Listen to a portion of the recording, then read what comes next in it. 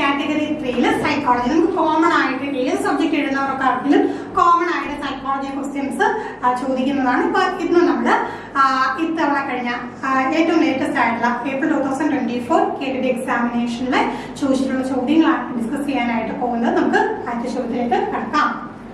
According to the concept of the zone of proximal development, learning is effective when നമുക്കറിയാലോ category 3 വരുമ്പോഴത്തേക്ക് അവിടെ നമ്മൾക്ക് എങ്ങനെയാണ് ഇംഗ്ലീഷിലായിരിക്കും ചോദ്യങ്ങൾ വരിക. അപ്പൊ സോൺ ഓഫ് പ്രോക്സിമൽ ഡെവലപ്മെന്റ് എന്ന് പറയുന്നത് ZPD. ഏറ്റവും ഇഫക്റ്റീവ് ആയിട്ട് പഠനം നടക്കുന്നത് എപ്പോഴാണ് എന്നാണ് ചോദ്യം. The content is at the learner's current level of ability. The content is too easy for the learner. The content is too difficult for the learner. The content is unique and unfamiliar to the learner. അങ്ങനെ വെച്ച് നമുക്ക് zone of proximal ഡെവലപ്മെന്റുമായിട്ട് ബന്ധപ്പെട്ട് നമുക്ക് learning ഏറ്റവും effective എന്ന് പറയാൻ കഴിയുന്നത് എപ്പോഴാണ്? കണ്ടന്റ് ലേണറിന്റെ കറന്റ് ലെവൽ ഓഫ് എബിലിറ്റി, ആ ഒരു ലേണറിനെ കൊണ്ട് അച്ചീവ് ചെയ്യാൻ കഴിയുന്ന ഒരു ലെവൽ ഓഫ് എബിലിറ്റിയിൽ അവർ എത്തിക്കഴിയുമ്പോഴാണ് നമുക്ക് എന്ത് നടക്കാം? സോൺ ഓഫ് പ്രോക്സിമൽ ഡെവലപ്മെന്റ് എന്ന് പറയുന്ന സംഗതി നമുക്ക് കാണാനായിട്ട് കഴിയും. വൈഗോട്സ്കി ആയിട്ട് ബന്ധപ്പെട്ട തിയറിയാണ്, ഇതിനെക്കുറിച്ച് ഡീറ്റെയിൽ ആയിട്ട് നമ്മൾ ഡിസ്കസ് ചെയ്തിട്ടുള്ളതാണ്. അപ്പൊ ആ ഒരു കൺസെപ്റ്റ് ആണ് ചോദിക്കുന്നത്. ഇപ്പൊ ഒരുപാട് ഈസി ആണെങ്കിൽ എന്ത് ചെയ്യാൻ പറ്റും? നമുക്ക് തന്നെ ചെയ്യും. അവിടെ മറ്റൊരു സഹായം, ഒരു സ്കഫോൾഡിങ്ങിന്റെ ആവശ്യമില്ല. ടു ഡിഫിക്കൽട്ട് ആണെങ്കിൽ സഹായം ഉണ്ടെങ്കിലും ചെയ്യാൻ ബുദ്ധിമുട്ടായിരിക്കും. അപ്പൊ കണ്ടന്റ് യൂണീക്ക് ആവണം, ലേണർ അൺഫെമിലിയർ ആകണം എന്നുള്ള ഘടകം ഒന്നും തന്നെ അവിടെ വരുന്നില്ല. അടുത്ത ചോദ്യം, heightened sensitivity to social evaluation of adolescent is known as. Category 3 ആകുമ്പോഴത്തേക്കും നമുക്ക് ഈ അഡോളസൻസുമായിട്ട് ബന്ധപ്പെട്ടിട്ടുള്ള ചോദ്യങ്ങളൊക്കെ ചോദിക്കാറുണ്ട് അല്ലെ. നമുക്ക് പഠിപ്പിക്കേണ്ട ആ ഒരു പ്രായത്തിലുള്ള കുട്ടികളാകുമ്പോൾ അവരുടെ മാനസികപരമായിട്ടുള്ള കാര്യങ്ങളൊക്കെ നമ്മൾ തീർച്ചയായിട്ടും അറിഞ്ഞിരിക്കണം. അപ്പൊ അതിനെ അളക്കുന്ന തരത്തിലുള്ള ചോദ്യങ്ങൾ തീർച്ചയായിട്ടും നമുക്ക് ചോദ്യപേപ്പറിൽ പ്രതീക്ഷിക്കും. അപ്പൊ നോക്കിക്കേ എന്തൊക്കെയാണ്? Peer pressure, perception, social conformity, imaginary audience. Peer pressure എന്ന് പറയുമ്പോൾ എന്താണ്? ഈ കുട്ടികൾ നല്ല ഗ്യാങ് ഒക്കെ ആയിട്ട് നടക്കുന്ന ഒരു പ്രായമാണ്. പിയർ ഇൻഫ്ലുവൻസ് വളരെയധികം ഉള്ള ഒരു കാലഘട്ടമാണ് ഈ അഡോളസൻസ് എന്ന് പറയുന്നത്. അങ്ങനെ വരുമ്പോഴത്തേക്ക് ആ ഒരു പെർട്ടിക്കുലർ ഗ്രൂപ്പിൽ ഫിറ്റ് ആവാൻ വേണ്ടി പലപ്പോഴും പ്രഷർ കുട്ടി അനുഭവിക്കേണ്ടി വരും. അതിനെയാണ് നമ്മൾ പിയർ പ്രഷർ എന്ന് പറയുന്നത്. അപ്പൊ അതാവില്ല ഉത്തരം. പേഴ്സൺ പെർസെപ്ഷൻ എന്ന് പറയുമ്പോൾ ഒരു പേഴ്സണെ കുറിച്ചുള്ള ഒരു ധാരണയാണ് നമ്മൾ പറയുന്നത്. സോഷ്യൽ കൺഫോമിറ്റി എന്ന് പറയുമ്പോഴത്തേക്ക് നമ്മുടെ കുറെ ആറ്റിറ്റ്യൂഡും ബിലീഫും പരിപാടികളും ഒക്കെ ഉണ്ട്. പക്ഷെ അത് സമൂഹവുമായിട്ട് ഒത്തുചേർന്ന് പോകണം. നമ്മുടെ സമൂഹമായിട്ട് എന്താണ് ഒത്തുചേർന്ന് പോകുന്ന തരത്തിൽ നമ്മുടെ ആറ്റിറ്റ്യൂഡിനെയും ബിലീഫിനെയൊക്കെ മനോഭാവങ്ങളെയൊക്കെ കൊണ്ടുപോകുന്നതിനാണ് നമ്മൾ സോഷ്യൽ കൺഫോമിറ്റി എന്ന് പറയുന്നത്. മനുഷ്യൻ്റെ ഒരു സാമൂഹ്യ ജീവിയാണ് അല്ലേ.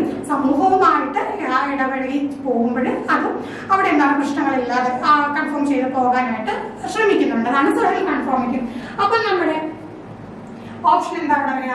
ഇമാജിനറി ഓഡിയൻസ്, സാങ്കല്പികമായുള്ള ഓഡിയൻസ്. ഈ ടീനേജ് പിള്ളേരെ നമ്മൾ നോക്കിക്കഴിഞ്ഞാൽ എപ്പോഴും ഒരു ചിന്ത എന്താണ്? ആരൊക്കെയോ അവരെ വാച്ച് ചെയ്യുന്നുണ്ടല്ലേ, മറ്റെല്ലാവരും എന്നെയാണ് ശ്രദ്ധിക്കുന്നതെന്നുള്ള ഒരു ചിന്ത ഈ കുട്ടികളിൽ കാണും. അപ്പൊ അവരെന്ത് ചെയ്യും? ഭയങ്കരമായിട്ട് കോൺഷ്യസ് ആവുമല്ലേ. എപ്പോഴും എന്താണ്? അയ്യോ എന്നെ ആരൊക്കെയോ ഒന്ന് ഇവാലുവേറ്റ് ചെയ്യുകയാണെന്ന് ചിന്തിച്ച് നടക്കില്ലേ. അപ്പൊ അതിനെയാണ് നമ്മൾ ഇമാജിനറി ഓഡിയൻസ് എന്ന് പറയുന്നത്. അവിടെ ശരിക്കും എന്താണ്? ആരും അവരെ ശ്രദ്ധിക്കുന്നില്ല. പക്ഷെ എന്താണ്? അവർക്ക് തോന്നുന്നു എല്ലാവരും അവരെ ശ്രദ്ധിച്ചുകൊണ്ടിരിക്കുവാണ്. അപ്പൊ അതുമായിട്ട് എന്താണ്? ഈ ഒരു സോഷ്യൽ ഇവാലുവേഷനെ പേടിച്ചുകൊണ്ട് അവർ പല പല പ്രവർത്തികൾ ചെയ്യുമല്ലോ. അതിനെയാണ് നമ്മൾ ഈ ഒരു സംഗതി കൊണ്ട് ഉദ്ദേശിക്കുന്നത്. അടുത്ത ചോദ്യം, according to David Oswald's theory, the process of connecting new information to existing cognitive structure. അപ്പോൾ പുതിയ ഇൻഫർമേഷനെ എക്സിസ്റ്റിംഗ് ആയിട്ടുള്ള കോഗ്നിറ്റീവ് സ്ട്രക്ചറിലേക്ക് ആഡ് ചെയ്യുന്നതിന് എന്താണ് പറയുന്നതെന്ന് ജനറൽ ആയിട്ട് ചോദിച്ചു കഴിഞ്ഞാൽ നമ്മൾ പിയാഷയുടെ തിയറിയിലൊക്കെ പോകും. പക്ഷെ ഇവിടെ എടുത്തു പറഞ്ഞിട്ടുണ്ട് എന്താ? ഓസ്ബെലിന്റെ കാര്യം, ഡേവിഡ് ഓസ്ബെലിന്റെ തിയറിയുടെ കാര്യം പറഞ്ഞിട്ടുണ്ട്. അങ്ങനെയാണെങ്കിൽ അതിനെ എന്താണ് പറയുന്നത്? Subsumption, adaptation, expository learning, super ordinate learning. അപ്പൊ നമുക്കിവിടെ expository learning, super ordinate learning വരെ നമുക്കറിയാം. ഈ അഡാപ്റ്റേഷൻ ഉള്ള സംഗതി പെട്ടെന്നാണ് പിയാഷയോടൊക്കെ ചിന്തിക്കുമ്പോഴത്തേക്ക് അസിമിലേഷൻ, അക്കോമഡേഷൻ, അഡാപ്റ്റേഷൻ, ഇക്വിലിബ്രിയം ഒക്കെ നമുക്ക് ഓർമ്മ വരും. അങ്ങോട്ടൊക്കെ പഠിച്ചു വെച്ചോളൂ. എന്താണ് സബ്സംഷൻ എന്നാണ് ഡേവിഡ് ഓസ്ബെലിന്റെ തിയറി പ്രകാരം. ഓൾറെഡി എന്താണ്? പുതിയ ഉള്ള ഇൻഫർമേഷനിലേക്ക്, കോഗ്നിറ്റീവ് സ്ട്രക്ചറിലേക്ക് പുതിയ ഇൻഫർമേഷൻ ആഡ് ചെയ്യുന്നതിന് പറയുന്ന പേര്. അടുത്ത ചോദ്യം, select the term used by Jerome Bruner to describe the process of transforming information into mental representation. അപ്പോൾ നോക്കിക്കേ, ഇൻഫർമേഷനെ മെന്റൽ റെപ്രസെന്റേഷൻ ആക്കി മാറ്റുന്നതിന് ബ്രൂണർ പറഞ്ഞിട്ടുള്ള പേര് എന്താണ്? ബ്രൂണർ പറഞ്ഞിട്ടുള്ള പേര് എന്ത് എന്നാണ് ചോദ്യം. Scaffolding, discovery learning, encoding, spiralling. അപ്പൊ സ്കാഫോൾഡിംഗ് നമുക്ക് കൈത്താങ്ങാണെന്ന് അറിയാം, വൈഗോട്സ്കി ആയിട്ട് ബന്ധപ്പെട്ട സംഗതിയാണ്. ഡിസ്കവറി ലേണിംഗ് ഉള്ളതുമായിട്ട് ബന്ധപ്പെട്ടാണ്. പക്ഷേ എന്താണ്, ഇൻഫർമേഷനെ റെപ്രസെന്റേഷൻ ആക്കുന്നതല്ല. ഡിസ്കവറി ലേണിംഗ് എന്താണ്, ഡിസ്കവർ ചെയ്ത കാര്യങ്ങൾ പഠിക്കുന്നതിന്റെയാണ്. പിന്നെ സ്പൈറലിംഗ് നമ്മൾ സ്പൈറൽ അപ്രോച്ചുമായിട്ട് ബന്ധപ്പെട്ട് അത് ബ്രൂണറുടെ ഐഡിയയാണ്. പിന്നെ എന്താണ്, എൻകോഡിംഗ് ആണ് വരുന്നത്. ഇൻഫർമേഷനെ മെന്റൽ റെപ്രസെന്റേഷൻ ആക്കി മാറ്റുന്നത് എൻകോഡിംഗ് ആണ്. അപ്പൊ തിരിച്ചു ചെയ്യുമ്പോഴത്തേക്ക് നമ്മൾ അതിനെ എന്ത് പറയും, ഡീകോഡിംഗ് എന്ന് പറയും. അപ്പൊ ഇവിടെ നമ്മുടെ ഉത്തരം എന്താണ്, എൻകോഡിംഗ് ആണ്. അടുത്ത ചോദ്യം, what ethical responsibility should teachers possess in grading and assessment? അപ്പൊ നമുക്ക് ടീച്ചിങ് ആപ്റ്റിറ്റ്യൂഡുമായി ബന്ധപ്പെട്ടുള്ള ചോദ്യങ്ങൾ സ്ഥിരമായിട്ട് ചോദിക്കുന്നതാണ്. അപ്പൊ ഈ റോൾ ഓഫ് ടീച്ചറിനെ കുറിച്ച് നമുക്ക് കൃത്യമായിട്ടുള്ള ധാരണ വേണം. അല്ലെങ്കിൽ പഠിപ്പിക്കാൻ പോകും ടീച്ചർ എന്തൊക്കെ വാല്യൂസ് ഉണ്ടായിരിക്കണം എന്നുള്ള കാര്യം തീർച്ചയായിട്ടും ഇത്തരം പരീക്ഷകൾ കടക്കുന്ന ഒന്ന് തന്നെയാണ്. അപ്പൊ ഇവിടെ നോക്കിക്കും, ഗ്രേഡിംഗ് അസസ്മെന്റുമായിട്ട് ബന്ധപ്പെട്ട് ടീച്ചറിന് ഉണ്ടാകേണ്ട റെസ്പോൺസിബിലിറ്റി എന്താണ്? Make subjective assessment in favor of some students, make fair and objective assessment of students' work, ignore students' individual needs and preferences, prioritize students' academic achievements rather than personal well-being. അപ്പൊ നോക്കിക്കേ, ഇവിടെ നമുക്ക് എന്താ answer വരിക? തീർച്ചയായിട്ടും നമുക്ക് fair and objective assessment. Fair ആയിരിക്കണം, അതിൽ ഒരു കളത്തിലും പാടില്ല. ഒബ്ജക്റ്റീവ് ആയിരിക്കണം.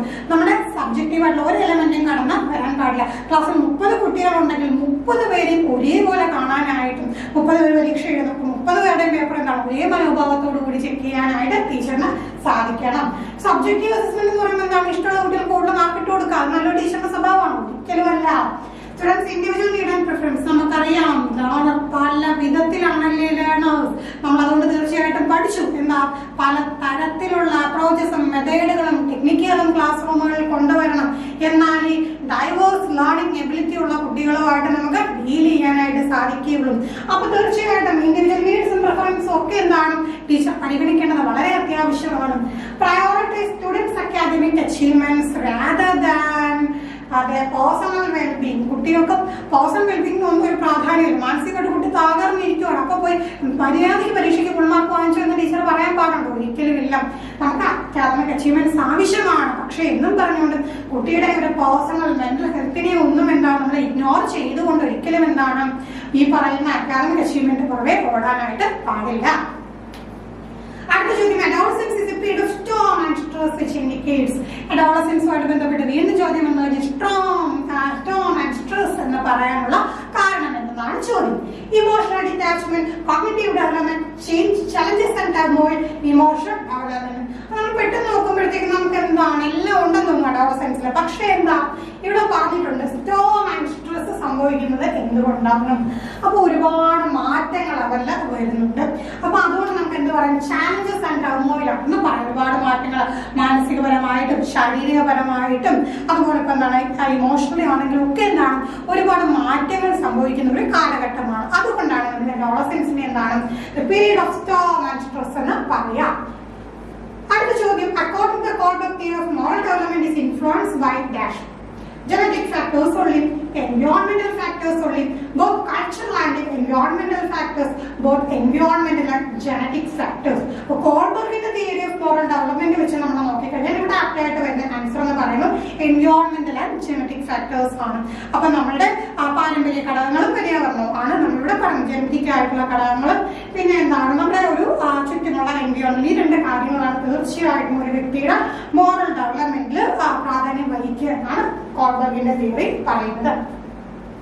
അടുത്ത ചോദ്യം, for the provision of aids and appliances for persons with disabilities as mentioned in the PWD Act. Person with Disability Act പ്രകാരം നമ്മൾ എന്ത് ചെയ്യുന്നു, സെപ്പറേറ്റ് എക്സ്ട്രാ ആയിട്ടുള്ള സഹായങ്ങളും അപ്ലയൻസസും ഒക്കെ ഡിസബിലിറ്റി ഉള്ളവർക്ക് പ്രൊവൈഡ് ചെയ്യുന്നതിന് പറയുന്ന പേര് എന്താണ്? Adaptive technology, assistive technology, accommodative technology, anchoring technology. അപ്പൊ ഇവിടെ നോക്കി നമ്മൾ എക്സ്ട്രാ എന്താ പ്രൊവൈഡ് ചെയ്യുന്നത്? അസിസ്റ്റൻസ് ആണ്, ഒരു ചെറിയ സഹായമാണ് പ്രൊവൈഡ് ചെയ്യുന്നത് അല്ലേ. അപ്പൊ അങ്ങനെ വരുമ്പോൾ നമുക്ക് പെട്ടെന്ന് തന്നെ ആൻസർ കണ്ടെത്താനാണ് അസിസ്റ്റീവ് ടെക്നോളജി. അടുത്ത ചോദ്യം, according to Gestalt psychology, the concept of closure means. Concept of closure എന്ന് പറഞ്ഞാൽ Gestalt psychology പ്രകാരം എന്താണ് ചോദ്യം. അപ്പൊ നോക്കിക്കേ, ഇവിടെ നമുക്ക് മനസ്സിലാക്കാം ജസ്റ്റ് സ്കൂൾ ഓഫ് സൈക്കോളജിയിൽ നിന്ന് സ്ഥിരമായിട്ട് എന്താണ് അതിൽ കുറെ പ്രിൻസിപ്പിൾസ് ഒക്കെ വരുന്നുണ്ട് അല്ലെ, ചില ലോസ് ഒക്കെ വരുന്നുണ്ട്. അതിങ്ങനെ പരീക്ഷകൾക്ക് മാറി തിരിഞ്ഞും ഒക്കെ ചോദിക്കാറുണ്ട്. അപ്പൊ ഇത്തവണ ചോദിച്ചിരിക്കുന്നതാണ് കൺസെപ്റ്റ് ഓഫ് ക്ലോഷർ ആണ് ചോദിച്ചിരിക്കുന്നത്. അപ്പൊ ഞാൻ ഇവിടെ ഒരു ഇമേജ്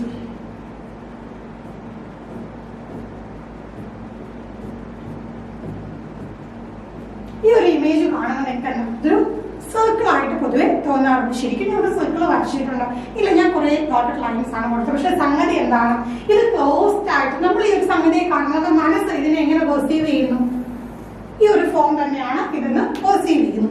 അപ്പൊ അതിനെയാണ് കൺസെപ്റ്റ് ഓഫ് ക്ലോഷർ എന്ന് പറയുന്നത്. Objects moving in the same direction are perceived as a group. അത് മറ്റൊരു തിയറിയാണ് അല്ലെ. ഒരിക്കലും എന്താണ് അത് ക്ലോഷർ അല്ല. ഇപ്പൊ എന്താണ് ഒരേ ഡയറക്ഷനിലേക്ക് പോകുന്നതിനെല്ലാം നമ്മളത് ഒറ്റ ഗ്രൂപ്പായിട്ട് കാണുന്നു. ഇപ്പൊ നമ്മൾ കാണാം ഡയറക്ഷനുള്ള പക്ഷികളെല്ലാം ഒറ്റ ഡയറക്ഷനിൽ ഒന്നിച്ച് പറഞ്ഞു പോകുമ്പോൾ നമ്മളെ അതിന്റെ ഓരോ പക്ഷിയായിട്ട് നമ്മൾ കാണുന്നത് അതിന് ഒരു ഗ്രൂപ്പായിട്ട് നമ്മൾ കാണുന്നു. Object with a common background is perceived as a group. ഒരേ ബാക്ക്ഗ്രൗണ്ട് ഉള്ളവരെ എന്താണ് ഒരു ഗ്രൂപ്പായിട്ട് കാണുന്നു. To fill in missing part perceive complete forms. അപ്പൊ നോക്കി ഇവിടെ നമ്മൾ ചെയ്യുന്ന അതാണ് ക്ലോഷർ എന്ന് പറയുമ്പോൾ ഈ സംഗതികൾ നമ്മൾ എന്ത് ചെയ്യും, നമ്മുടെ മനസ്സ് എന്ത് ചെയ്യുന്നു ഒന്ന് ഫില്ല് ചെയ്യുന്നു. അപ്പൊ അതിനൊരു ക്ലോഷർ കൊടുക്കുന്നു. Similar items are perceived together. Similar ആയിട്ടുള്ള ഐറ്റംസ് എന്താണ് ഒരുപോലെ കാണുന്നു. അപ്പൊ ഇവിടെ നമുക്ക് ആൻസർ എന്താണ് ക്ലോഷർ എന്ന് പറയുമ്പോഴത്തേക്ക് കംപ്ലീറ്റ് ഫോംസ് ആയിട്ട് നമ്മൾ സംഗതി എന്ത് ചെയ്യുന്നു, മിസ്സിംഗ് പാർട്സ് ആണെങ്കിൽ നമ്മൾ അതിനെ പെർസീവ് ചെയ്യുന്നതിനെയാണ് എന്ത് പറയുക, ഈ ഒരു കൺസെപ്റ്റ് ക്ലോഷർ എന്ന് പറയാം. അടുത്ത ചോദ്യം, new information interferes with the recall of previously learned information is called retroactive interference, proactive interference, regression, amnesia. അപ്പൊ നോക്കിക്കേ, പുതിയൊരു ഇൻഫർമേഷൻ നമ്മുടെ പ്രീവിയസ്ലി ലേൺഡ് ഇൻഫർമേഷനുമായിട്ട് ഇന്റർഫിയർ ചെയ്യുന്നുണ്ടെങ്കിൽ അതിനെ പറയുന്ന പേര് എന്താണ്? അവിടെ നമ്മൾ എന്താ പറയാ, റിട്രോ ആക്റ്റീവ് ഇന്റർഫറൻസ് എന്നാണ് പറയുന്നത്. ഒരു ഉദാഹരണം പറയാം, നമ്മളിപ്പോ ഒരു ഫോൺ നമ്പർ പഠിച്ചു. ഫോൺ നമ്പർ പഠിച്ചു കഴിഞ്ഞപ്പോഴത്തേക്ക് നമ്മൾ അടുത്ത ഫോൺ നമ്പർ പഠിക്കുകയാണ്. അടുത്ത പഠിച്ചപ്പോഴത്തേക്ക് എന്താണ്, മുമ്പ് പഠിച്ച കാര്യം നമ്മളങ്ങ് മറന്നു, ആദ്യം പഠിച്ച ഫോൺ നമ്പർ നമുക്ക് മറക്കുന്നു. അങ്ങനെയാണെങ്കിൽ അതിനെ നമ്മൾ എന്താ പറയും, റിട്രോ ആക്റ്റീവ് ഇന്റർഫറൻസ് എന്ന് പറയും. അങ്ങനെയാണെങ്കിൽ എന്താ ഈ പ്രോ ആക്റ്റീവ് ഇന്റർഫറൻസ് എന്ന് പറയുമ്പോഴത്തേക്ക് ഇതുപോലെ പുതിയ കാര്യം വരുമ്പോൾ പഴയ കാര്യം നമുക്ക് മറന്നു പോകുന്നതിന് പകരം അതിനെ എന്താണ് കുറച്ചും കൂടെ ശക്തമാവണം. ഉദാഹരണത്തിന് നമ്മളിപ്പോൾ ഒരു പാസ്വേഡ് സെറ്റ് ചെയ്യുന്നു. ഓൾറെഡി നമ്മൾ മറ്റൊരു കാര്യത്തിന് വേണ്ടി സെറ്റ് ചെയ്ത പാസ്വേഡുമായിട്ട് സിമിലർ ആയിട്ടുള്ള ഒരു പാസ്വേഡാണ് സെറ്റ് ചെയ്തത്. ഇപ്പോൾ ഉദാഹരണം ഒരു ജിമെയിൽ ഐ ഡി എടുത്തു, അതിനൊരു പാസ്വേഡ് സെറ്റ് ചെയ്തു. അത് കഴിഞ്ഞ് എന്താണ് ഫേസ്ബുക്കിൽ ഒരു ഐ ഡി എടുത്തൊരു പാസ്വേഡ് സെറ്റ് ചെയ്യും. അപ്പൊ ജിമെയിൽ ഐ ഡിയുടെ പാസ്വേഡുമായിട്ട് ഏറെക്കുറെ സിമിലർ ആണ്. അങ്ങനെയാണെങ്കിൽ എന്ത് ചെയ്യും, ആദ്യത്തെ പാസ്വേഡ് നമ്മൾ ഒന്നും കൂടെ എന്താണ് ഓർത്തു വെക്കും. അതിനെയാണ് നമ്മൾ എന്ത് പറയുക, പ്രോ ആക്റ്റീവ് ഇന്റർഫറൻസ് എന്ന് പറയുക. റിഗ്രഷൻ നമ്മൾ എവിടെ പഠിച്ചിട്ടുള്ളത്, റിഗ്രഷൻ നമ്മൾ പഠിച്ചിട്ടുള്ളത് എവിടെയാണ്, നമ്മുടെ ഈ ഒരു അഡ്ജസ്റ്റ്മെന്റ് മെക്കാനിസത്തിലാണ് പഠിച്ചിട്ടുള്ളത്. അഡ്ജസ്റ്റ്മെന്റ് മെക്കാനിസത്തിലെ റിഗ്രഷൻ എന്ന് പറയുന്നത് എന്താണ്, മലയാളത്തിൽ നമ്മൾ പശ്ചാത്തലനം എന്ന് പറയുന്നു. ആ സംഗതി എന്താണെന്ന് വെച്ച് കഴിഞ്ഞാൽ അവിടെ ഈ നിലവിൽ നിൽക്കുന്ന സ്റ്റേജിൽ നിന്ന് മുമ്പത്തെ ഒരു സ്റ്റേജിലുള്ള പോലെ ആക്ട് ചെയ്യുന്നു. ഉദാഹരണം നമ്മൾ പറയാറുണ്ട്, പുതിയ അനിയനോ അനിയത്തി വരുന്ന സമയത്ത് മൂത്ത കുട്ടി എന്താണ് ശ്രദ്ധ കിട്ടുന്നില്ല എന്ന് തോന്നുമ്പോൾ ചെറിയ കുട്ടിയെ പോലെ മുമ്പുണ്ടായിരുന്ന സ്റ്റേജിൽ എങ്ങനെയാണ് ചെറിയ കുട്ടിയായിരുന്നു പെരുമാറിയിരുന്നത് അതുപോലെ എന്ത് ചെയ്യുന്നു പെരുമാറുകയാണെങ്കിൽ നമുക്ക് അതിനെ എന്ത് പറയാം, റിഗ്രഷൻ എന്ന് പറയും. അംനീഷ്യ നമുക്കറിയാം എന്താണ്, ഒരു മറവി വരുന്ന ഒരു രോഗാവസ്ഥയാണെന്ന് നമുക്ക് അറിയാം. അടുത്ത ചോദ്യം, the term used for the process of reconstructing or modifying existing block of knowledge to incorporate new information. അപ്പോൾ നോക്കിക്കേ, ഇവിടെ നമുക്ക് പിയാഷയുടെ തിയറി പഠിച്ച സമയത്ത് വളരെ ബേസിക് ആയിട്ട് നമ്മൾ പഠിച്ച കാര്യമാണ് restructuring or modifying existing block of knowledge. നിലവിലുള്ള നോളജിനെ നമ്മൾ എന്ത് ചെയ്യുന്നു, ഒന്ന് റീകൺസ്ട്രക്ട് ചെയ്യുന്നു, ഒന്ന് പൊളിച്ചെടുക്കുന്നു. അപ്പൊ എക്സിസ്റ്റിംഗ് ആയിട്ടുള്ളതിനെ ഒന്ന് മോഡിഫൈ ചെയ്യുന്നു. അങ്ങനെയാണെങ്കിൽ എന്തിനു വേണ്ട, പുതിയൊരു ഇൻഫർമേഷൻ കൂടി ആഡ് ചെയ്യാനായിട്ട് അതിന് നമ്മൾ എന്ത് പറയും, അക്കോമഡേഷൻ എന്നാണ് പറയുക. John is very efficient in finding directions and understanding the traffic routes. According to the multiple intelligence theory, what type of intelligence John possesses? വീണ്ടും മൾട്ടിപ്പിൾ ഇന്റലിജൻസ് എപ്പോഴും എന്താണ്, സ്ഥിരമായിട്ട് ഇന്റലിജൻസുമായിട്ട് ബന്ധപ്പെട്ട ചോദ്യങ്ങൾ ചോദിക്കുമ്പോൾ മൾട്ടിപ്പിൾ ഇന്റലിജൻസ് ഗാർഡനറുമായിട്ട് ബന്ധപ്പെട്ട സംഗതി എന്തോ ചോദ്യകർത്താക്കൾക്ക് വലിയ ഇഷ്ടമാണ്.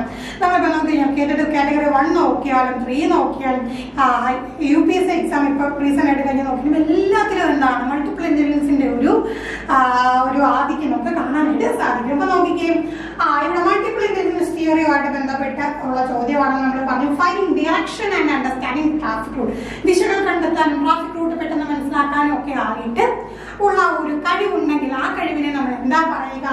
ഇന്റർപേഴ്സണൽ ഇന്റലിജൻസ് ആണോ, വിഷ്വൽ സ്പേഷ്യൽ ഇന്റലിജൻസ് ആണോ, നാച്ചുറലിസ്റ്റിക് ഇന്റലിജൻസ് ആണോ, കൈനസ്തെറ്റിക് ഇന്റലിജൻസ് ആണോ? നമുക്ക് എന്താ ആൻസർ വരിക? വിഷ്വൽ സ്പേഷ്യൽ ഇന്റലിജൻസ് അല്ലേ, ദൃശ്യ സ്ഥലപര ബുദ്ധി എന്ന് നമ്മൾ പറയും. ഇൻട്രാപേഴ്സണൽ എന്ന് പറയുമ്പോൾ നമുക്ക് നമ്മളോട് തന്നെയുള്ള, നമ്മളെ കുറിച്ചുള്ള ഒരു അവബോധം, നമുക്ക് എന്താണ് നമ്മളോട് തന്നെയുള്ള ഒരു കമ്മ്യൂണിക്കേഷൻ, അങ്ങനെയൊക്കെയുള്ള കാര്യങ്ങളാണ്. ഇന്റർപേഴ്സണൽ എന്ന് പറയുമ്പോൾ മറ്റ് പേഴ്സണലായിട്ടുള്ളത്. നാച്ചുറലിസ്റ്റിക് എന്ന് പറയുമ്പോൾ പ്രകൃതിയുമായിട്ട് ബന്ധപ്പെട്ട ബുദ്ധിയാണ്. കൈനസ്തെറ്റിക് എന്ന് പറയുമ്പോൾ എന്താണ്? ശാരീരിക ചലനപര ബുദ്ധിയാണ് നമ്മൾ പഠിച്ചിട്ടുണ്ട്. അടുത്ത ചോദ്യം, most suitable option related to formative assessment. Formative അസസ്മെന്റുമായിട്ട് ബന്ധപ്പെട്ടിട്ടുള്ള ചോദ്യമാണ് ചോദിച്ചിട്ടുള്ളത്. നോക്കിക്കേ, distributing final grades to make comparison among students and give suggestions to identify the areas of improvement in students to distribute marks. ഇവിടെ നമുക്ക് നോക്കിക്കഴിഞ്ഞാൽ ഫോർമേറ്റീവ് അസസ്മെന്റ് ആകുമ്പോൾ തീർച്ചയായിട്ടും അവിടെ എന്തിനായിരിക്കും പ്രാധാന്യം? ഫോർമേറ്റീവ് അസസ്മെന്റിൽ അവിടെ നമുക്ക് എന്തിനുള്ള സ്കോപ്പ് ഉണ്ട്? ഇംപ്രൂവ്മെന്റിനുള്ള സ്കോപ്പ് ഉണ്ട്. അപ്പൊ നമുക്ക് ഈ ഫോർമേറ്റീവ് അസസ്മെന്റ് എപ്പോഴാണ് നടക്കുന്നത്? പഠന പ്രക്രിയയുടെ ഇടയിൽ ഇങ്ങനെ നടന്നുകൊണ്ടിരിക്കും. എന്തിനു വേണ്ടിയിട്ടാണ്? ഇംപ്രൂവ്മെന്റ് സംഭവിക്കാൻ വേണ്ടിയിട്ടാണ്. അല്ലെങ്കിൽ തെറ്റുകുറ്റങ്ങൾ കണ്ടെത്തും, അല്ലെങ്കിൽ ഗ്യാപ്സ് ഉണ്ടായിരിക്കും, അതൊക്കെ ഫില്ല് ചെയ്തും ഒക്കെയാണ് നമ്മൾ ഫോർമേറ്റീവ് അസസ്മെന്റ് പോകുന്നത്. സമ്മേറ്റീവ് ആകുമ്പോൾ എന്താണ്? അത് എന്താണ്, അല്ലെങ്കിൽ ഫൈനൽ പ്രോഡക്റ്റ് ആണ് നമ്മൾ നോക്കുന്നത്. അവിടെ നമുക്ക് ഇംപ്രൂവ്മെന്റ് സ്കോപ്പ് ഇല്ല. അപ്പൊ ഫൈനൽ ഗ്രേഡ്സ് കൊടുക്കുക എന്ന് പറയുന്നത് സമ്മേറ്റീവ് അസസ്മെന്റിന്റെ ഒരു ക്യാരക്ടറിസ്റ്റിക്സ് ആണ്. കമ്പാരിസൺ കൊടുക്കുക എന്നൊക്കെ പറയുന്നത് ഇപ്പൊ എന്താണ്? നമ്മൾ കുട്ടികളെ കമ്പയർ ചെയ്തുകൊണ്ടുള്ള ഒരു പഠനത്തിൽ കുട്ടികളുടെ ഒരു മാർക്ക് കമ്പയർ ചെയ്യുന്ന പരിപാടിയൊന്നും നമ്മൾ പ്രോത്സാഹിപ്പിക്കുന്നില്ല. പിന്നെ റാങ്ക് ഡിസ്ട്രിബ്യൂട്ട് ചെയ്യാനാണെങ്കിലൊക്കെ നമ്മൾ എന്താണ്? സമ്മേറ്റീവ് അസസ്മെന്റ് ആണ് ഉപയോഗിക്കുന്നത്. പൊതുവെ ഫോർമേറ്റീവ് അസസ്മെന്റ് ലക്ഷ്യം എന്താണ്? അവിടെ ഏരിയാസ് ഓഫ് ഇംപ്രൂവ്മെന്റ് ഒക്കെ കണ്ടെത്താൻ വേണ്ടിയാണ്. അപ്പൊ നമുക്ക് സ്ട്രോങ് ആയിട്ടുള്ള ഏരിയയും വീക്ക് ആയിട്ടുള്ള ഏരിയ ഒക്കെ മനസ്സിലാക്കാം. വീക്ക് ആയിട്ടുള്ള ഏരിയ നമുക്ക് എന്ത് ചെയ്യണം? ഇംപ്രൂവ് ചെയ്യേണ്ട ആവശ്യമുണ്ട്. According to Sigmund Freud, unresolved conflict during the development stage may lead to. അപ്പൊ എന്ത് ചെയ്യും? ഡെവലപ്മെന്റൽ സ്റ്റേജുകൾ നടക്കുന്ന ഒരിക്കലും എന്താ സോൾവ് ചെയ്യാത്ത പ്രശ്നങ്ങൾ, കുട്ടി ഡെവലപ്പ് ചെയ്തുകൊണ്ടിരിക്കുകയാണ്. അപ്പൊ സോൾവ് ചെയ്യാത്ത പ്രശ്നങ്ങൾ വന്നു കഴിഞ്ഞാൽ അത് എന്തിലേക്ക് നയിക്കുമെന്നാണ് ചോദ്യം. Fixation, enhanced emotional stability, enhanced mental maturity, projection. അപ്പൊ നമുക്ക് ഇവിടെ എന്താ സംഭവിക്കുക? ഫിക്സേഷൻ ആണ് സംഭവിക്കുക. അപ്പൊ ഫിക്സേഷൻ എന്ന് പറയുമ്പോഴത്തേക്ക് എന്താ? ആ ഒരു സ്റ്റേജിൽ അവർ ഫിക്സ് ആയി പോകുന്നതാണ്. അപ്പൊ നമ്മൾ സൈക്കോസെക്ച്വൽ സ്റ്റേജസ് ഓഫ് ഡെവലപ്മെന്റ് ഒക്കെ പഠിച്ചിട്ടുണ്ട്. അപ്പൊ ഈ ഓറൽ സ്റ്റേജിലൊക്കെ എന്താണ്? ഫിക്സ് ആയി പോയവരാണ്. സ്ഥിരമായിട്ട് എന്താണ്? ചൂയിങ് ഗം ഉപയോഗിക്കുക, അതുപോലെ നഖം കടിക്കുക, പേനയുടെ ക്യാപ്പ് കടിക്കുക എന്നൊക്കെ എന്താണ്? ആ ഒരു സ്റ്റേജിൽ എന്തൊക്കെയോ പ്രശ്നങ്ങൾ റിസോൾവ് ആവാതെ പോയി. ഇപ്പൊ എന്ത്? ആ ഒരു സ്റ്റേജിൽ ഫിക്സ് ആയി പോയി. അതിനെയാണ് നമ്മൾ എന്ത് പറയാ? ഫിക്സേഷൻ എന്ന് പറയുക. Emotional stability, enhanced emotional stability, enhanced mental maturity ഒക്കെ എന്താണ്? അതൊന്നും ഒരിക്കലും അൺറിസോൾവ്ഡ് കോൺഫ്ലിക്റ്റുമായിട്ട് ബന്ധപ്പെട്ടില്ല. പ്രൊജക്ഷൻ എന്ന് പറയുമ്പോഴത്തേക്ക് എന്താണ്? അത് അഡ്ജസ്റ്റ്മെന്റ് മെക്കാനിസവുമായി ബന്ധപ്പെട്ട് നമ്മൾ പഠിക്കുന്ന കാര്യമാണ്. ഒരു തെറ്റ്, ഒരാളുടെ കയ്യിലുള്ള തെറ്റെന്നാണ് മറ്റൊരാളിലേക്ക് നമ്മൾ പ്രൊജക്ട് ചെയ്യുകയാണെങ്കിൽ അവിടെ എന്താണ്? അതിനെ നമ്മൾ പ്രൊജക്ഷൻ എന്ന് പറയും. പലതരം ഡിഫൻസ് മെക്കാനിസവുമായി ബന്ധപ്പെട്ട ചോദ്യങ്ങൾ നമ്മൾ സ്ഥിരമായിട്ട് കാണാൻ കഴിയുന്ന ഒരു ചോദ്യ രീതിയാണ്. ഓക്കെ, അടുത്തത്, which is the primary achievement of sensory motor stage. Sensory motto stage എന്ന് പറയുന്നത് നമുക്ക് ആരെ ഓർക്കാം? നമ്മുടെ പിയാഷയെ ഓർക്കാം. പിയാഷയുടെ 4 സ്റ്റേജസ് അത് ഓരോ സ്റ്റേജിനെ കുറിച്ചും എന്താണ് ആ സ്റ്റേജിന്റെ പ്രത്യേകതകൾ എന്ന് കൃത്യമായിട്ട് പഠിച്ചിരിക്കണം. വളരെ വളരെ ഇമ്പോർട്ടന്റ് ആണ്. റിപ്പീറ്റ് ചെയ്ത് ചോദിക്കും. ഇപ്പൊ തന്നെ പിയാഷ എത്ര വട്ടം നമ്മൾ ഇവിടെ കടന്നു പോയാലും. അപ്പൊ നോക്കിയ object permanence, reversibility, animism, serialization. ഇവിടെ ഒരു അച്ചീവ്മെന്റ് എന്നാണ് പറയുന്നത്. ഒരു അച്ചീവ്മെന്റ്, സെൻസറി മോട്ടോർ സ്റ്റേജിലെ അച്ചീവ്മെന്റ് ആയിട്ട് നമുക്ക് ഇവിടെ എന്തിനെ പറയാം? ഒബ്ജക്ട് പെർമനൻസിനെ പറയാം. അതായത് കൺമുന്നിൽ ഇല്ലെങ്കിൽ പോലും ആ വസ്തു ഉണ്ട്, നിലനിൽക്കുന്നു എന്ന് കുട്ടി മനസ്സിലാക്കി എടുക്കുന്ന ഒരു സ്റ്റേജാണ് സെൻസറി മോട്ടോർ സ്റ്റേജിൽ ഉള്ള ഏത്? ഒബ്ജക്ട് പെർമനൻസ്, വസ്തുസ്ഥൈര്യം എന്ന് പറയും. അതായത് ഇപ്പൊ കുട്ടിയുടെ മുമ്പിൽ അമ്മയുണ്ട്, അമ്മ അടുക്കളോട്ട് പോയി കഴിഞ്ഞാൽ കുട്ടിക്ക് എന്താണ്? ഈ സെൻസറി മോട്ടോർ സ്റ്റേജിൽ തന്നെ മനസ്സിലാവും, അമ്മ ഉണ്ട്, ഇല്ലെന്നേ ഉള്ളൂ, എന്റെ മുമ്പിൽ നിൽപ്പില്ല, പക്ഷെ അമ്മ ഉണ്ട് എന്നുള്ള കാര്യം കുട്ടി മനസ്സിലാക്കുന്ന ഒരു അച്ചീവ്മെന്റ് ആണ്. അതുകൊണ്ടാണ് നമ്മുടെ ആൻസർ എന്ന് വരിക ഒബ്ജക്ട് പെർമനൻസ് വരിക. Select the most suitable combination related to ICT. അങ്ങനെ നമുക്ക് എന്താണ്? സ്റ്റേറ്റ്മെന്റ് ലെവൽ ക്വസ്റ്റ്യൻ വന്ന് 5 സ്റ്റേറ്റ്മെന്റുകൾ തന്നിട്ടുണ്ട്. അപ്പൊ അതിൽ നിന്ന് നമ്മൾ സെലക്ട് ചെയ്യേണ്ടതായിട്ടുണ്ട്. അപ്പൊ നമുക്ക് ഇവിടെ വരുന്ന പോയിന്റ്സ് ഏതൊക്കെയാണെന്ന് നോക്കി വെക്കാം. It can help in formative assessment. Okay, formative അസസ്മെന്റിൽ നമുക്ക് തീർച്ചയായിട്ടും ICTക്ക് ഹെൽപ്പ് ചെയ്യാനായിട്ട് സാധിക്കും. ICT will hinder the student teacher relationship. ടീച്ചറും സ്റ്റുഡന്റും തമ്മിലുള്ള ബന്ധത്തിൽ വിള്ളലേൽപ്പിക്കും. അങ്ങനെ പൂർണ്ണമായിട്ടും നമുക്ക് പറയാൻ സാധിക്കില്ല. It will destroy the creativity among students. കുട്ടികളുടെ സർഗപരതയൊക്കെ നഷ്ടപ്പെട്ടു എന്ന് പറഞ്ഞാൽ അതും വരില്ല. It will provide real-time interaction with students and teachers. Real-time ആയിട്ട് സ്റ്റുഡന്റും ടീച്ചറും തമ്മിൽ ഇന്ററാക്ട് ചെയ്യാനായിട്ട് സാധ്യമാണ്, തീർച്ചയായിട്ടും സാധ്യമാണ്. It can provide immediate feedback to students. കുട്ടികൾക്ക് immediate feedbackകൾ പ്രൊവൈഡ് ചെയ്യാനായിട്ട് ICT ഉപയോഗിക്കും, തീർച്ചയായും ചെയ്യണം. അപ്പൊ നമുക്ക് നല്ല കോമ്പിനേഷൻ നോക്കാം. എന്താണെന്ന് ADE. അപ്പൊ നമുക്ക് ഇനി ഓപ്ഷനിൽ ADE ഉണ്ട് നോക്കാം. ADE ആണ് നമുക്ക് കറക്റ്റ് ആയിട്ട് വരുന്ന ആ ഒരു കോമ്പിനേഷൻ. അടുത്ത ചോദ്യം, select the statement which is suitable for establishing the concept of motivation. മോട്ടിവേഷനുമായി ബന്ധപ്പെട്ട് നമുക്ക് സ്ഥിരമായിട്ട് ചോദ്യം ചോദിക്കുന്നതാണ്. മോട്ടിവേഷനുമായി ബന്ധപ്പെട്ടുള്ള 5 സ്റ്റേറ്റ്മെന്റുകളാണ് തന്നിട്ടുള്ളത്. Feedback always hinders motivation. Creativity is the primary component of motivation. Motivation enhances performance. Motivation can be created only through externally reinforcement, increase motivation. അപ്പൊ feedback കൊടുത്തു കഴിഞ്ഞാൽ അത് മോട്ടിവേഷനെ തടസ്സപ്പെടുത്തു ഇല്ല. അപ്പൊ ഒരു കുട്ടി എന്താണ് നന്നായിട്ട് ഇങ്ങനെ മോട്ടിവേറ്റ് ആയി ഇങ്ങനെ ഒരു പരീക്ഷയ്ക്ക് പ്രിപ്പയർ ചെയ്തുകൊണ്ടിരിക്കുവാണ്. അപ്പൊ ഒരു യൂണിറ്റ് ടെസ്റ്റ് നടത്തിയിട്ട് ടീച്ചർ പറയാണ് ഈ ഏരിയ കുറച്ചും കൂടെ ഒന്ന് ശ്രദ്ധിക്കണം, ആ ഏരിയ സ്ട്രോങ് ആണ്, പക്ഷെ ഇന്ന ഏരിയ എന്താണ് കുറച്ച് ഏരിയ വീക്ക് ആയിട്ട് അത് കുറച്ചും കൂടെ ഒന്ന് ശ്രദ്ധിക്കണം എന്ന് പറഞ്ഞാൽ ആ കുട്ടി അപ്പോഴേ മോട്ടിവേഷൻ എല്ലാം പോയി എന്ന് പറഞ്ഞാൽ അടുത്ത നിർത്തിയിട്ട് പോകും ഇല്ല. തീർച്ചയായിട്ടും എന്ത് ചെയ്യും, ഈ ഒരു ഫീഡ്ബാക്ക് മോട്ടിവേഷനെ സഹായിക്കാറുണ്ട്. അപ്പൊ ഇങ്ങനെയൊക്കെയുള്ള ചോദ്യങ്ങൾ വരുമ്പോൾ ശ്രദ്ധിക്കുക, ഏറ്റവും ആക്യുറേറ്റ് ആയിട്ട് നമ്മൾ ഏകദേശം ഒരു ധാരണ മനസ്സിലാക്കിയിട്ട് ഏറ്റവും ആക്യുറേറ്റ് ആയിട്ടുള്ള സംഗതി കണ്ടെത്തിയിട്ട് അത് ഓപ്ഷനിലുണ്ടോ എന്ന് നോക്കാം. അടുത്ത, creativity is A primary component of motivation. മോട്ടിവേഷന്റെ primary component creativity ആണെന്ന് നമുക്ക് പറയാൻ കഴിയില്ല. Motivation enhances performance. മോട്ടിവേഷൻ കൂടുമ്പോൾ പെർഫോമൻസ് കൂടുന്നു, തീർച്ചയാണല്ലേ. അഭിപ്രേരണ കൂടുമ്പോൾ തീർച്ചയായിട്ടും പ്രകടനവും കൂടുകയാണ് ചെയ്യുക. Motivation can be created only through externally. ബാഹ്യ ഘടകങ്ങൾ കൊണ്ട് മാത്രമേ മോട്ടിവേഷൻ സാധ്യമാവുകയുള്ളൂ. തെറ്റായിട്ടുള്ള കാര്യമാണല്ലേ. എക്സ്റ്റേണലി മാത്രമല്ല, ഇന്റേണലി ഉണ്ട്. ഇന്റേണലി ആയിട്ടുള്ള മോട്ടിവേഷനെ നമ്മൾ എന്ത് പറയും, ഇൻട്രിൻസിക് മോട്ടിവേഷൻ എന്ന് പറയും. അപ്പൊ എന്താണ്, അവിടെ ആ വ്യക്തിയിൽ സ്വയം തോന്നിക്കൊണ്ട് എന്ത് ചെയ്യുന്നു, ആ വ്യക്തിയിൽ മോട്ടിവേഷൻ ഉണ്ടാകുന്നു, ഒരു കാര്യത്തിലേക്ക് ഒബ്ജക്റ്റിലേക്ക് ആ ഒരു ഒബ്ജക്റ്റീവ് നേടിയെടുക്കാനായിട്ട് പരിശ്രമിക്കുന്നത് ഇൻട്രിൻസിക് ആണ്. എക്സ്റ്റേണൽ ആയിട്ടുള്ള ഘടകങ്ങൾ കൊണ്ടുവന്നാൽ നമ്മൾ അതിനെ എന്ത് പറയും, എക്സ്ട്രിൻസിക് മോട്ടിവേഷൻ. മുമ്പ് ചോദ്യം ചോദിച്ചിരുന്നു, ഒരു ശാസ്ത്രമേളയിലും ഫുൾ മാർക്ക് ശാസ്ത്രമേളയിൽ എന്താണ് ഒരു ഗ്രേഡ് വാങ്ങുക എന്നത് ആ കുട്ടി എന്താണ്, അപ്പൊ ആ കുട്ടിക്ക് എന്താണ് ഇൻട്രിൻസിക് ആണോ എക്സ്ട്രിൻസിക് ആണോ.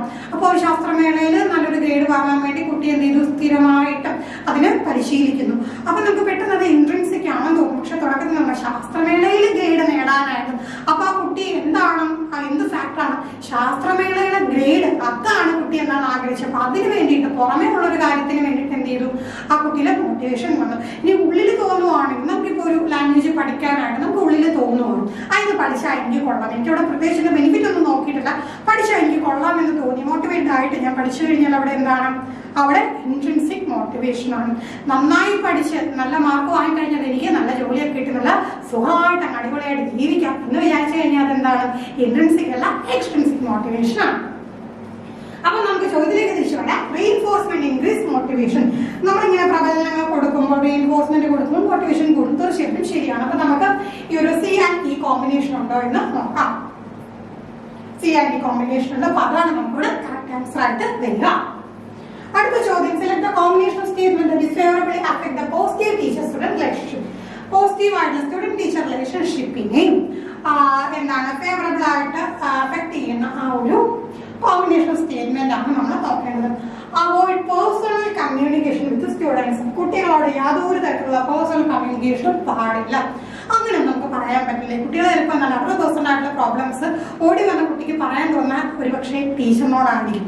അപ്പൊ നമുക്ക് കേൾക്കാൻ പറ്റില്ല, നമ്മൾ ടീച്ചറാണ്, പേഴ്സണൽ കാര്യം പറയാൻ പറ്റില്ല എന്നൊന്നും പറയാൻ സാധിക്കില്ല. അപ്പം അത് തെറ്റാണ്. കൂട്ടാം maintain direct communication with students. കുട്ടികളുമായിട്ട് ഡയറക്റ്റ് ആയിട്ടുള്ള എന്ത് വേണം, ആശയവിനിമയം വേണം. വളരെ ഇമ്പോർട്ടൻ്റ് ആയിട്ടുള്ള കാര്യം തന്നെയാണ് അല്ലേ. Don't interfere personal matters of students. കുട്ടികളുടെ വ്യക്തിപരമായ കാര്യങ്ങളിൽ ഇടപെടരുത് എന്നാണ് പറഞ്ഞേക്കുന്നത്. പക്ഷെ ഇവിടെ നമുക്ക് എന്താണ് അങ്ങനെ ഇടപെടാതിരിക്കാൻ പറ്റുമോ? ടീച്ചർമാർക്ക് കുട്ടികളുടെ ഒരു പ്രതിബദ്ധതയുണ്ട് അല്ലെ? ഇതൊന്നും എവിടെ നിയമമായിട്ടൊന്നും എഴുതി വെച്ചിട്ടില്ല. എന്നിരുന്നാൽ പോലും എന്താണ്, നമുക്കൊരു ടീച്ചർ എന്ന നിലയിൽ കുട്ടികളുടെ പേഴ്സണാലിറ്റി കാര്യങ്ങൾ പലപ്പോഴും നമ്മൾ എന്താണ് ഇടപെടേണ്ടതായിട്ട് വരും. അപ്പൊ അവിടെ എന്താണ്, അത് ആ ഒരു ടീച്ചർ സ്റ്റുഡന്റ് റിലേഷൻഷിപ്പിന്റെ ഭാഗമായിട്ടുള്ള സംഗതി തന്നെയാണ്. Encourage open communication and trust with students.